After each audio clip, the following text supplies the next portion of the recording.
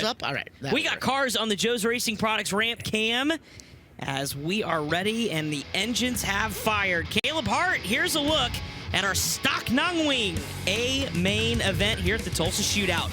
On the pole, the driver out of Bixby, Oklahoma, it is Cannon McIntosh. And to his outside, the hot shoe, Brent Cruz out of Denver, North Carolina. Quinn Benson and Jacob Lucas are your second row. Russ Dysinger, the Hoosier, in row number 3 with Sam Johnson to his outside. Matt Carr and Emerson Axum running all 4 A-mains again here tonight. We'll start on the outside of row number 4, Cash Lovenburg and Cole Kirkman in row 5. Jeffrey Newell, the inside of row number 6 with Anthony Perego in the 18 car on the outside of him. Inside of the next row, that's Braden Shiramonte, also running several A-main events tonight. To his outside, TJ Stark in Denver, Colorado. Aiden Purdue, Matt Moore round out row number 8. There we go. KJ Snow and Allison Saunders, row 9. Kyle Larson coming from deep in this one. I believe the deepest of all 4 tonight. To his outside, Tommy Koonsman Jr. Braden Jones and Steven Snyder Jr. Many think he's a threat sometime tonight. We'll start in row 11. Sheldon Creed, you just heard from him, start in row 12 with Trevor Klein. And then, of course, that is your starting lineup. Take a good look. Let us know who you're thinking about, who you're going to pick. Remember to use that hashtag before we give our picks. Hashtag Tulsa Shootout Picks. Yes. And they are starting to use it. Perfect. Norman Gerard Racing says Brent Cruz. Zach Bjerkness going for Sheldon Creed. The Turbo Doctor says Cash Lovenburg. Emerson Axum by Rich Mendoza. Naughty Boy Racing has gone a top 3. Axum, McIntosh, and Larson. Delta Goff says Sam Johnson. Emerson Axum getting a lot of loves. All right, we're not going to be able to get to them every round, but that's just a sampling of what you guys say. So, a lot of Axum love. A little hot lap before we get this up and going. This is a 30-lap A-main, by the way. 30 laps of distance on it. And it doesn't matter transfers or any points or nothing. All that matters is the golden driller at the very end. That's right. Cannon McIntosh, your pole sitter, once again went 3rd to 1st in his qualifier. High points with 240. And that is why he's sitting inside of the front row. As the rest of the field now gets the lineup signal, they will go 2 by 2 by 2. Wouldn't be surprised, a good run out of the youngster Cash Lovenburg. Also Cole Kirkman, who has had a monster year on the outdoor season with 28 wins for Hyper.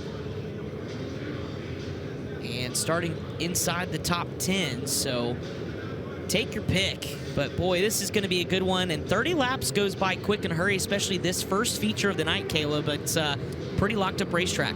Should be. However, there is a lot of talent here, and it is going to expand. It's going to get wider and racier as the event goes on. A couple more drivers getting half a hot lap as they gas her up and come on to the back. So 24 of the best stock non-wing racers in micro sprints in the country, ready to go for 30 laps of the Joe's Racing Products stock non-wing division A main event. Oh yeah, this is stand-up worthy.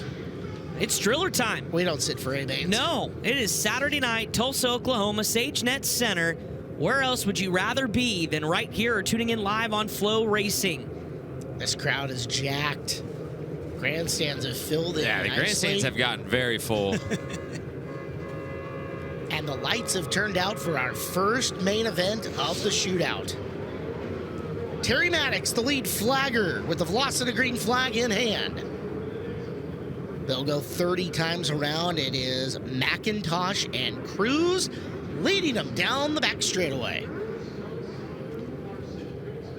Crowd coming alive as for the first time we will hand out a golden driller. This is the stock non-wing Cannon McIntosh and the hot shoe Brent Cruz, your front row. 30 laps, stock non-wing is underway.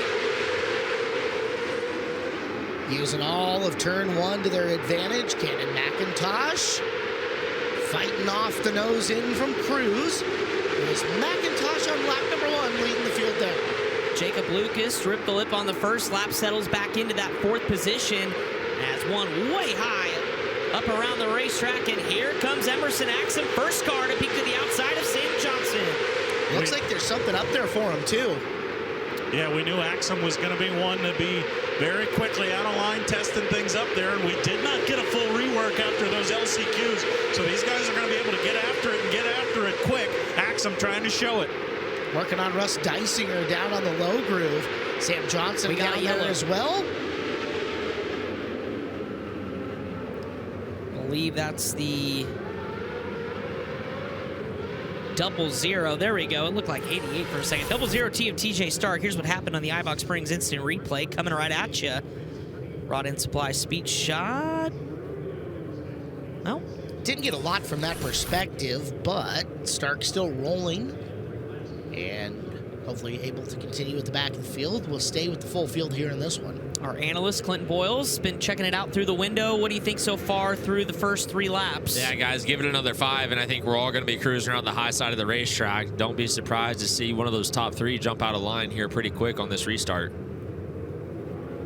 Cannon McIntosh, Brent Cruz, Quentin Benson, Jacob Lucas, Russ Dysinger.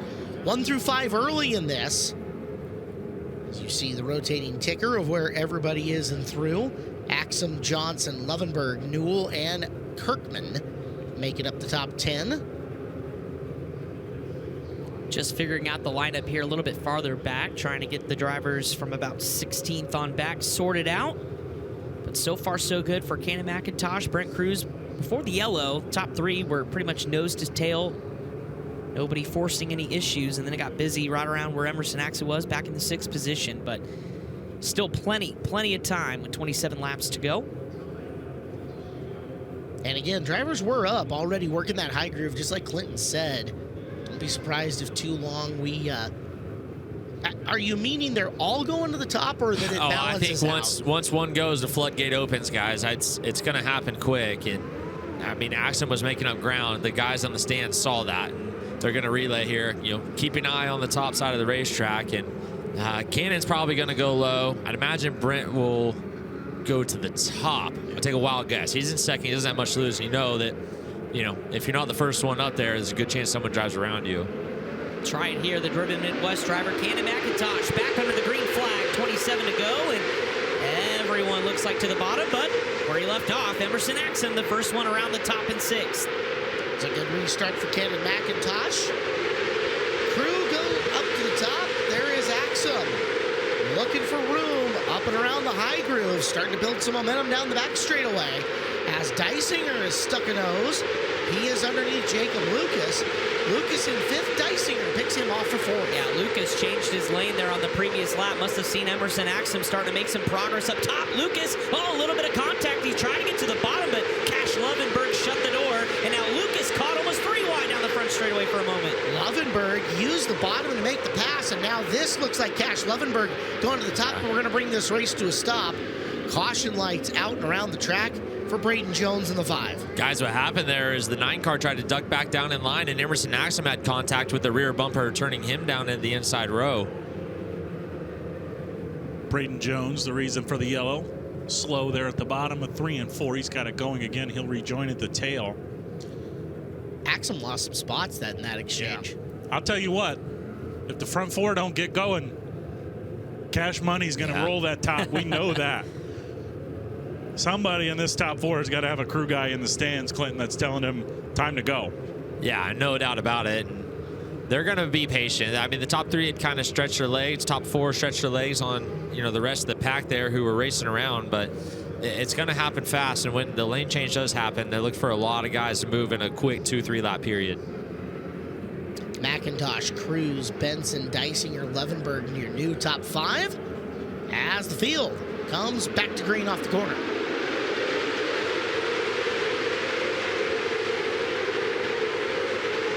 Benson, love tap to the back of Cruz coming out of 2. Everybody using the bottom within the top 4. Lovenburg has jumped up to the high side. Axum in there and behind him. Lovenburg trying to wrestle it down off the cushion and make a run down on the low side, but in danger of slipping a spot back.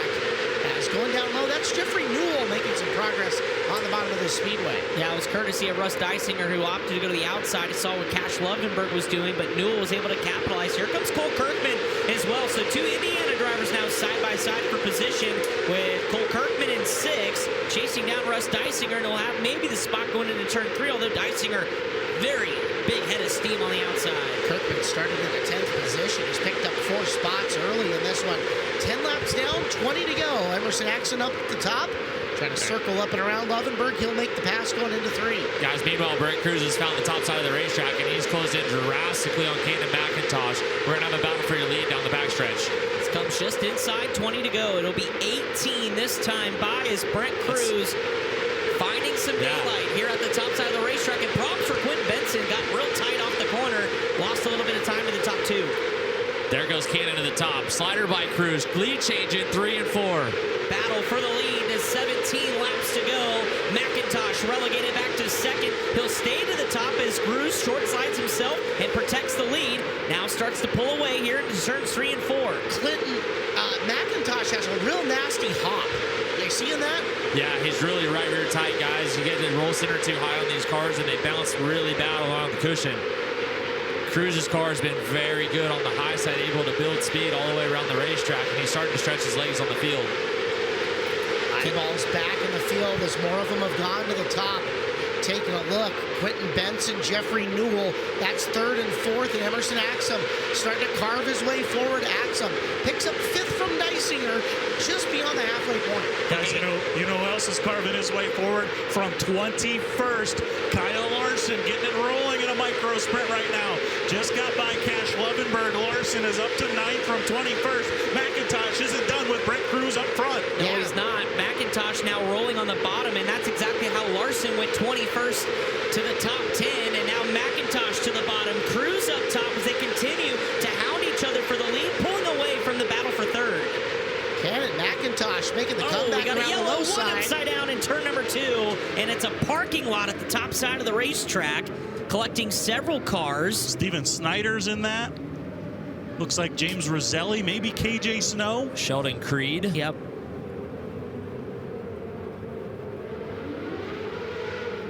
It's ugly. You can Aiden tell that. Purdue, Yeah, I Aiden think, Purdue. also in that one as well. Steven Snyder Jr. I think that may be Lucas, Jacob Lucas on the top side, right above KJ, but several cars as we'll take a look at the iBox Springs instant replay at the melee, how it began. Live into your screen, it starts with Lucas riding the wall. Everybody just came in with nowhere to go. It's hard when everybody's committed to the top at that point. Cruz, Cannon McIntosh, Quentin Benson, Jeffrey Newell, Emerson Axum, Russ Dysinger, Cole Kirkman, Sam Johnson, Kyle Larson, and Cash Lovenburg make up your top 10 at the moment. We are beyond halfway. 18 down, 12 to go, and coming back to green this time around. Keep your eye on Jeffrey Newell. That just made his move for 3rd past Quentin Benson before that yellow.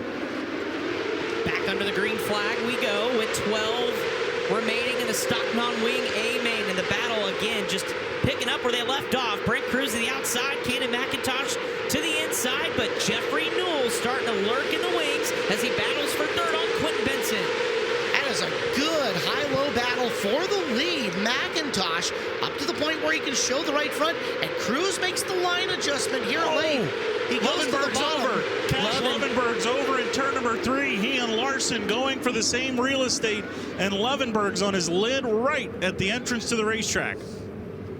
He's already communicating with the safety crew guys, and Chris Moore hit the nail on the head. 2 guys going for 1 spot. I think, Blake, I don't know how much of you saw of it. It was right in front of me. Yeah. Thought he was coming to sit with us. We got a iBox Springs instant replay. Larson changed lanes, and Lovenburg was there. Larson was running the bottom and was getting a run on Sam Johnson and changed lanes to the top, and Cash Lovenburg was there. I got to think he's done, guys. Hook backing up, but there's a lot of fluid on the ground here.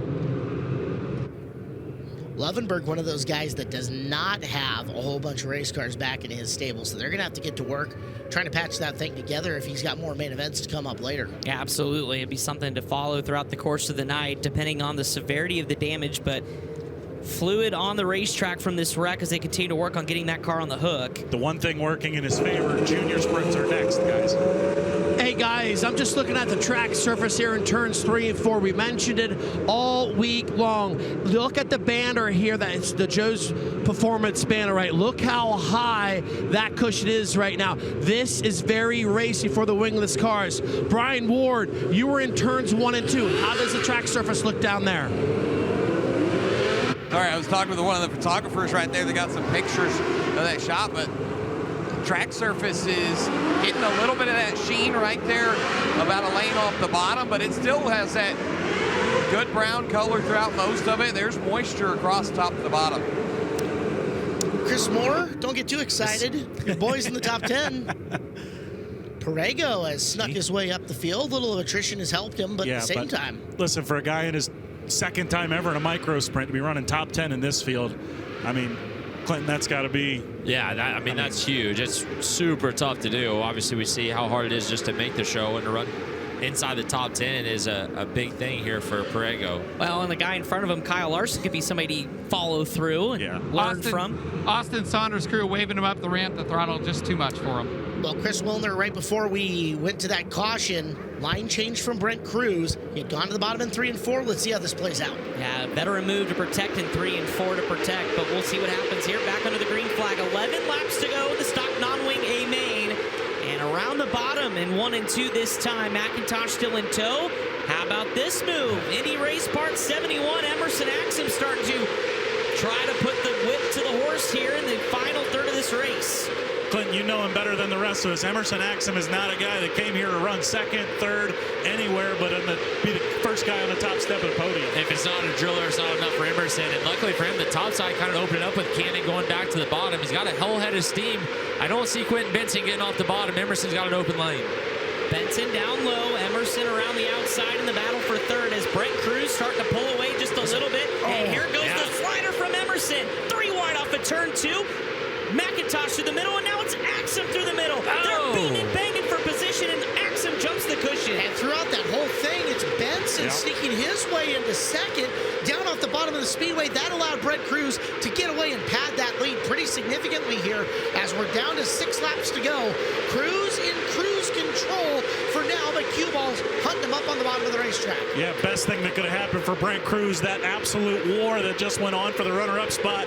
Brent Cruz is trying to lock in on cruise control right now, out in front, over a second between himself and Quentin Benson. 5 fingers in the air as McIntosh back there in fourth trying to rally back, but it's Quentin Benson in second. Jeffrey Newell up and over the berm in third. Then first car outside right on your screen is Cannon McIntosh trying to rally.